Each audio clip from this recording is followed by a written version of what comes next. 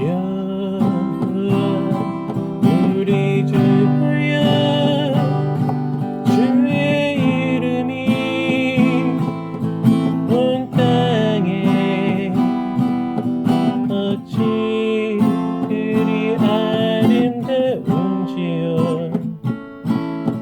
어찌 그리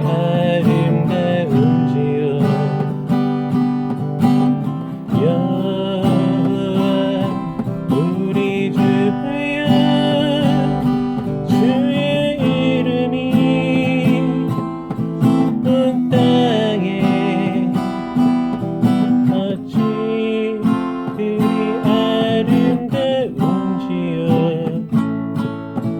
어찌 그리 아름다운지요.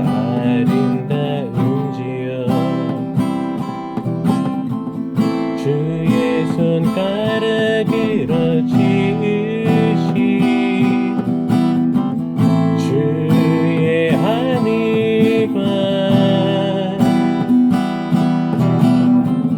주가 베풀어 두신 달과 별 내가 보니 사람이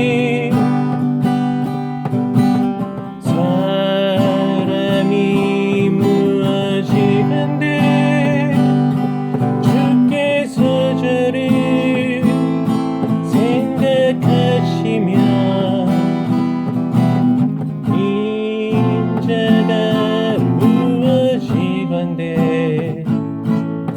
저를 건너시나이까. 여호와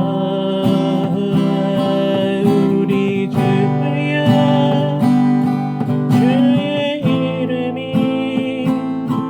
온 땅에 어찌 그리 아름다운지요. 어찌 그리 아름다운지요.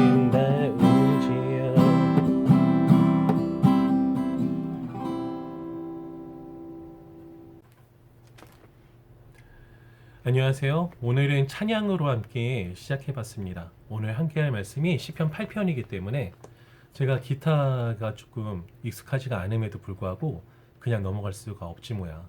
우리 친구들도 함께 찬양했으리라 생각됩니다.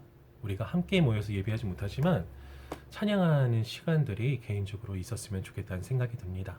오늘 우리가 함께 읽을 하나님의 말씀은 시편 8편의 말씀입니다. 우리 함께 읽읍시다. 시편 8편은 제가 가진 성경으로는 구약성경 807쪽 808쪽에 있습니다. 시편 8편의 말씀을 읽습니다. 여호와 우리 주여 주의 이름이 온 땅에 어찌 그리 아름다운지요. 주의 영광이 하늘을 덮었나이다.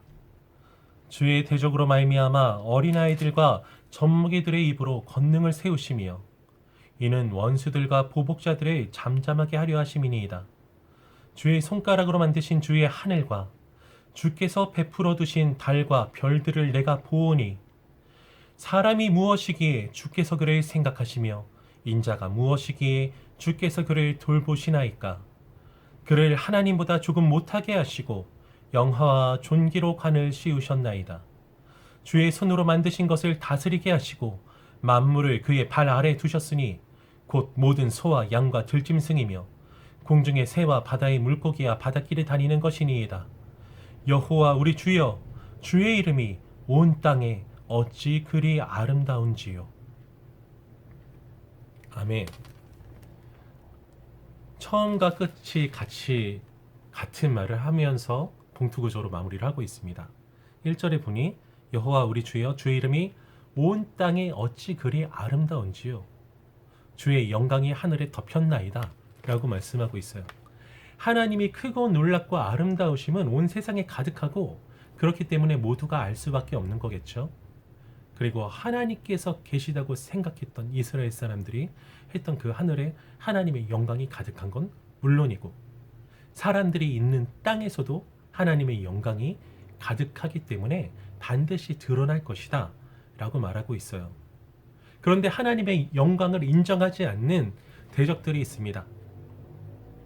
하나님을 믿는 사람들을 핍박하고 그리고 하나님을 믿지 않고 대적하는 사탄의 세력이랄까, 그리고 핍박자랄까, 하나님의 대적, 하나님의 사람들의 대적들을 하나님이 어떻게 하시느냐?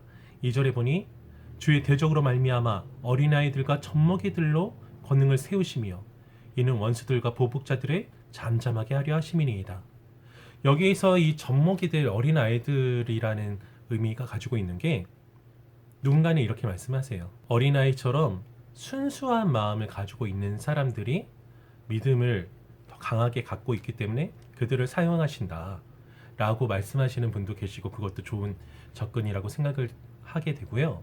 그런데 읽어보면은 어린아이들과 젖먹이들로 권능을 세우신다, 원수들 앞에서. 그래서 원수들을 조용하게 하신다 라는 것을 우리가 살펴보았을 때에는 아무런 능력이 없어 보인다는 말이죠. 어린아이들, 젖먹이들이 무슨 힘이 있겠어.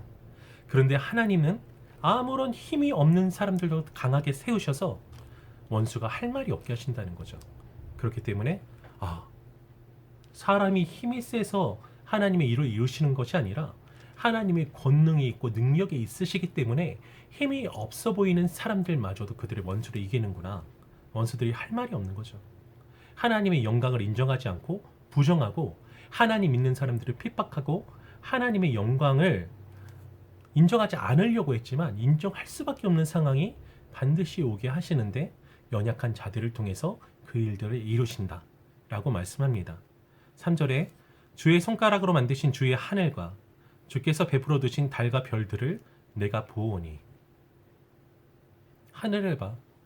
나는 언젠가 제주도에 있는 큰, 뭐라고 하나요? 아쿠아리움에 있는 수족관을 봤어요. 상당히 크더라고.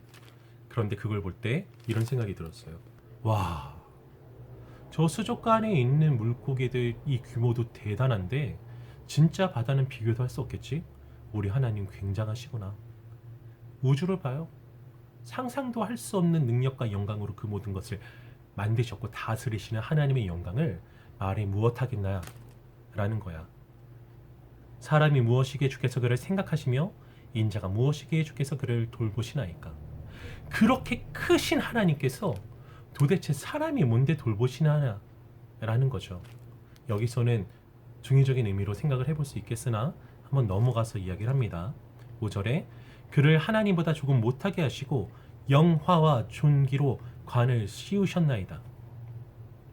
여기서 말씀하고 있는 인자, 하나님보다 조금 못하게 하신 영화와 존귀로 관을 씌우신 분은 예수님이시다 라고 말을 할 수도 있어요. 그리고 동시에 성도들이라고 말해도 괜찮습니다. 왜? 결국에 성도들이 예수 그리스도의 은혜를 입어서 하나님의 양자가 되는 거야.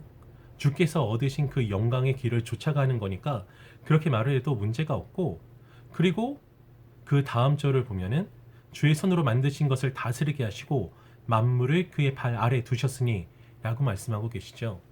통치는 하나님의 것이야. 그런데 하나님의 은혜로 통치하도록 명령받은 존재가 있으니 그게 사람이에요. 창세기 1장 26절과 28절을 보면 26절에 하나님께서 사람을 만드시려고 하신 이유가 하나님의 형상으로 만드셔서 모든 만물들을 통치하게 하시려고 계획하신 것, 그리고 실제로 28절에선 사람들을 만드시고 생육하고 번성하며 땅에 충만하고 이 모든 것을 다스리라 라고 말씀하셨죠. 그렇기 때문에 이 이야기는 사람에게 주신 소명인데 타락하기 이전에 사람들에게 주신 소명인 거야. 그러니까 사람들이 타락해서 연약해졌었는데 예수 그리스도의 구속의 은혜로 말미암아서 영광을 되찾게 된 거죠. 소명을 되찾게 된 거예요. 물론 이 말씀은 예수님이 오시기 훨씬 이전의 말씀이야. 그런데 어떻게 이런 말씀이 나올 수가 있느냐? 성경은 하나님의 그 크신 구속의 계획 가운데 쓰여진 것이므로 이 동일한 의미로, 그런 의미로 충분히 해석을 할 수가 있는 것이죠. 그리고 만약에 거기까지 안 간다 할지라도 다윗이 개인적인 감사를 드리는 거죠. 와, 내가 도대체 뭐길래 저한테 이렇게 잘해주세요. 그런 의미인데 그것을 넘어선 구속사적인 의미로 접근하는 것이 좋습니다. 왜냐하면은 이 성경은 다윗에게 뿐만 아니라 오늘날을 살아가고 있는 우리에게 주신 말씀이므로 은혜로 구원하신 우리에게 이렇게 찬양하라고 주시는 말씀인 거죠. 우리의 찬양이 되라고. 그리고 우리가 고백해야 될 찬양인 거죠. 나 별거 아니고 아무것도 아니고 죄인이었는데 내가 아직 죄인이었을 때에 주님께서 나를 불러주셔서 믿게 하시고 이제 구원받은 성도가 되게 하셨으니 얼마나 감사해. 정말로 감사한 일이죠. 그리고 다스리도록 소명을 허락해 주셨어. 다시 곧 모든 소와 양과 들짐승이며 공중의 새와 바다의 물고기야 바닷길에 다니는 것이니이다. 여호와 우리 주여 주의 이름이 온 땅에 어찌 그리 아름다운지요. 오늘의 말씀을 통해서 본 우리가 찬양해야 될 바는 우리를 구속하신 구속의 은혜입니다. 그리고 그것을 넘어서 우리를 왜 구원하셨냐? 처음에 우리에게 주신 소명을 회복시키시기 위해서, 우리의 소명을 회복시켜 주시기 위해서 하나님께서 우리에게 뭐라 말씀하셨어? 생육하고 번성하고 땅에 충만하며 그 모든 것을 다스리라 라고 하시고 만물을 우리 발 아래 두셨대. 그런데 다스리는 것은 누구의 일이야? 하나님의 일이야. 우리가 임의로 다스릴 수가 없어. 그렇기 때문에 우리가 다스리는 다스림은 누구의 다스림으로 다스리는 거야? 하나님의 다스림, 하나님 말씀대로, 하나님의 뜻대로, 즉 이 온 땅이 하나님의 말씀대로 통치되도록 하기 위해서는 내가 하나님의 말씀대로 순종하며 살아감으로 나 한 사람이 더 늘어나서 하나님의 나라의 확장을 가져오고 또 모든 것들, 모든 만물들 하나님의 말씀대로 살아갈 수 있도록 하기 위해서 내가 하나님의 말씀대로 살아갈 뿐만 아니라 그 하나님의 말씀대로 살아가는 방식을 전하는 삶을 살아야 된다 라고 말할 수 있습니다. 그렇기 때문에 전에도 말씀드렸던 바와 같이 찬양은 말씀대로 행함, 전파함, 선포함, 전도와 끊을 수가 없어. 그렇기 때문에 찬양자는 말씀에 집중하는 사람, 하나님 말씀대로 살 수 있도록 기도하는 사람, 그리고 그 말씀대로 살아가는 사람, 하나님을 전하는 사람이라 할 수 있습니다. 오늘 마지막으로 찬양학교를 마칠 텐데요. 우리 친구들이 찬양을 참 좋아해. 빠르고 즐거운 찬양을 좋아하는데 그 좋아하는 찬양들이 감정적으로만 흘러가지 않으면 좋겠다는 생각을 해봐요. 물론 감정은 중요합니다. 뜨거운 감정, 열정으로 하나님을 찬양하는 것도 좋은 일이지만 그런데 그 안에 말씀이 빠져버리고 말씀대로 살아감이 빠져버리고 하나님에 대한 구원의 확신, 은혜 주시는 것에 대한 확신, 믿음이 빠져버리고 그리고 말씀대로 살아야 되겠다라는 소명의식에 빠져버린 찬양은 진정한 찬양일 수가 없다는 겁니다. 자, 그러면 우리 한번 정리해 봅시다. 맨 처음에 뭐라고 했죠? 찬양은 어떻게 하는 것이다? 하나님의 창조와 구속으로 대변되는 하나님의 행하신 일을 보며 하나님을 찬양하는 것이고 그리고 언제나 새 노래로 왜냐하면 계속 주시는 은혜가 크므로 그 주시는 은혜 항상 생각하며 찬양하는 것이고 그리고 하나님께서 하신 일을 모두 알도록 모두 함께 찬양하며 선포하며 전하며 전도까지도 찬양이 될 수 있다. 그리고 그 다음에 말한 것은 찬양은 언제나 하는 것이고 그리고 굳건한 믿음을 가지고 찬양하는 것이다. 그리고 오늘 한 가지 더 추가하고자 하는 바는 무엇이냐면은 찬양은 소명의식, 소명감을 가지고 함께 찬양하는 것이다.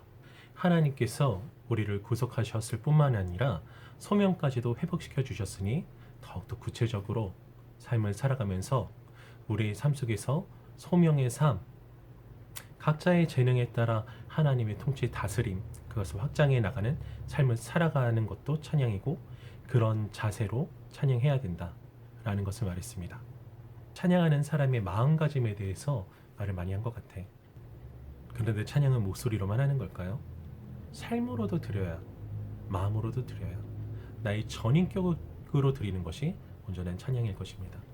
그래서 우리가 공부했던 그 모든 것들을 잘 생각할 뿐만 아니라 말씀을 더 배우고 익혀서 삶을 살아가는 때 말씀대로 살아가는 삶을 살아감으로 우리의 모습으로 찬양하고 입술로 찬양하고 그리고 모두 함께 찬양하는 우리 로드플러스 친구들 될 수 있기를 주님의 이름으로 간절히 소망합니다. 기도합니다. 하나님, 저희가 함께 모이지 못해서 이러한 방법으로라도 말씀을 나눕니다. 저희들 이 코로나19의 사태가 속히 마무리되어서 하루빨리 함께 모여서 찬양하며 예배할 수 있는 그날이 오게 하여 주시옵소서.